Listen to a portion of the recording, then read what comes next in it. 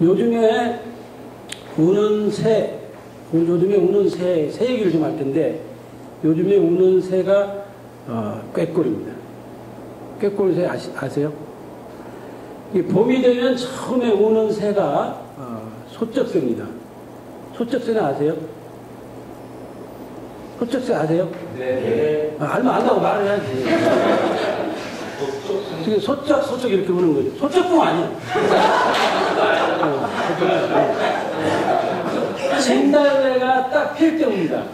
우리가 두견새라고도 하고 소쩍새라고도 하고 귀척도라고도 하고 그러죠. 이게 진달래가 막 필 때 이렇게 울어요. 한 산에서 웁니다. 밤에 울지요. 소쩍새는 밤새입니다. 사람들이 소쩍새를 낮에 울었다고 쓴 사람도 있어요. 소설 책을 보면. 그건 다 뻥이죠. 찔레꽃에는 벌이 안 달라듭니다. 찔레꽃이 굉장히 향기가 짙어요. 근데 찔레꽃에 벌이 안 달라듭니다. 왜냐면 꽃에 이렇게 달라지면 붙어버려요. 찐덕찐덕한 데가 있습니다. 근데 어떤 소설가가 소설의 첫머리에 찔레꽃에 벌들이 윙윙 날아들고 이런 구조가 있어요. 그걸 읽다가 그 소설가에 전화를 했습니다. 선생님, 제가 알기로 찔레꽃에는 벌이 안 달라드는 걸로 알고 있는데 찔레꽃에서 벌이 왕왕 달라든다고 선생님 소설에 나왔대요. 그랬더니 그냥 깜짝 놀라더라고요. 놀라다가 한참 있다가 야야 너희 동네 찔레꽃에는 농약 있는 거 없다. 그러더라고요. 웃고 말았습니다. 소쩍새가 이렇게 봄이 되면 진달래가 피면 이제 산에서 울기 시작하는데 소쩍새가 처음 운 날 사람들이 이제 어머니가 그럽니다. 오늘 진짜 소쩍 처음 울었다. 내일 아침에 화장실에서 똥 싸면서 어찌되게 소쩍새가 처음 울었지? 라고 기억을 하면 그 애는 무병이라는 거죠. 병이 안 걸린다는 거죠. 근데 내가 지금 64살 먹었는데 64년 동안 한 번도 아침에 화장실에 가서 어제 저녁에 소쩍새가 처음 울었지라고 기억한 적이 없어요. 꼭 문을 열고 나오면서 아차! 어제 저녁에 소쩍새가 울었지. 얘기합니다. 소쩍새 울음소리를 듣고 사람들은 그 해의 농사를 그 해의 그 흉년과 그 풍년을 이렇게 가늠을 했습니다. 점을 쳤죠. 소쩍새가 처음 울 때 사람들이 이제 이렇게 들을 때가 있습니다. 소텅, 소텅, 소텅텅 이렇게 울 때가 있어요.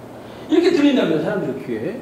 그럼 그 애는 이제 솥이 텅텅 비기 때문에 그 애는 이제 흉년이 일어나는 거죠. 근데 그걸 억지로 이렇게 들을 수는 없는 거고 그냥 그렇게 들릴 때가 있다는 거죠. 또 어떤 애는 이렇게 운다는 거죠. 솥꽉 솥꽉 이렇게 운다는 거죠. 네. 솥이 꽉 찬다는 거죠. 근데 사실은 소쩍새는 소쩍 이렇게 울어요. 그 사람들 귀에는 그렇게 들린다는 거죠. 근데 이제 소쩍새가 이제 이렇게 울면 이제 좀 있어 쑥국새가 뻐국새가 울기 시작합니다. 소쩍새, 쑥국새, 뻐국새를 구분을 못해요. 시인 소설가들이 잘 모르는 사람들이 많습니다. 머슴새를 구분을 못하는 사람이 있고 봄에 핀 꽃을 분명히 봄에 핀 꽃인데 가을에 또 펴놓고 그런 사람이 굉장히 많더라고요. 그러면 쑥국새라든가 뻐국새는 쑥국이 생각나는 새입니다. 옛날에 흉년 때 이렇게 쑥국을 이렇게 그래서 배가 죽겠는데 그 새가 쑥국 그러는 거죠. 뻐국새는 떡국 이렇게 들려요. 떡국 그렇게 들려요. 배가 죽겠는데 이렇게. 하여튼 그런 새들이 되게 이제 그 봄에 보릿고개 때 이렇게 울어서 사람들의 배고픔을 이렇게 더욱 이렇게 가속화시키는 배고픔을 더 하게 하는 배고프게 하는 그런 새들이었습니다. 근데 이제 봄에서 되게 연두색에서 초록으로 건너가는 때가 있습니다. 그때가 이제 봄꽃이 마지막 피는 꽃이 이제 오동나무 꽃입니다. 오동나무 꽃은 아시죠? 모르더라고요. 잘 오동나무 꽃. 오동나무 꽃이 봄꽃은 대개 이파리가 피기 전에 꽃이 먼저 핍니다. 근데 여름꽃들은 잎이 피어서 가지가 늘어져가지고 거기서 꽃이 펴요. 그게 이제 여름꽃입니다. 근데 오동꽃이 제일 마지막에 피죠. 연두색에서 초록으로 건너가는 사이에 아주 보라색, 진보라색 오동꽃이 피면 너무 예쁘죠. 그때 꾀꼬리가 옵니다. 지금도 꾀꼬리가 오르죠. 꾀꼬리는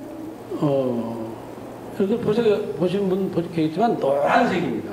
노란색인데 양쪽 날개에 까만 점이 있어요. 이게 하늘로 팍 솟아오르면서 연두색에서 초록으로 건너가는 이 사이에 딱 솟아오르면서 울어요. 근데 우리 동네 꾀꼬리는 이렇게 옵니다. 꾀꼬리 울음소리가 우리 동네 덕진면 사람들은 꾀꼬리 울음소리 이렇게 운다고 생각을 하죠. 덕지 조사방 3년 묵은 술감내놔 이렇게 옵니다. 꾀꼬리가 저걸 똑같이 하고 세주랑 똑같이 옵니다. 덕지 조사방 3년 묵은 술감내놔 이렇게 옵니다.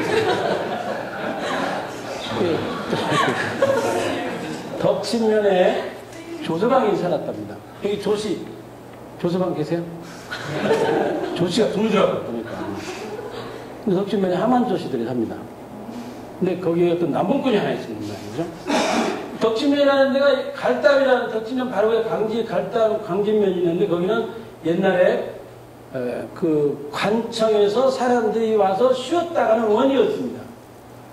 덕진면은 그 원에서 나부랭이들, 그러니까 일반 사람들이 모여 술을 먹는 것이 덕진면이었습니다. 그러니까 덕진면 술집이 엄청 많았어요. 임순남 지역에 있는 그 남북분들이 다 끌러 모이게 됩니다. 또 굉장히 술판이 컸습니다, 거기가.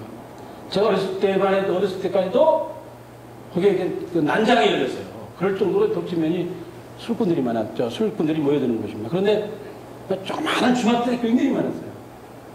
거기에 이제 어떤 그 술을 파는 어떤 여자가 있었는데 그 덕치의 조서방이라는 사람이 술을 3년 동안이나 먹고 안 죽어 있었는데 마침 그때 그 술집 그 주인이 죽었나 봐요. 그래가지고 원통해가지고 꾀꼬리가 되어서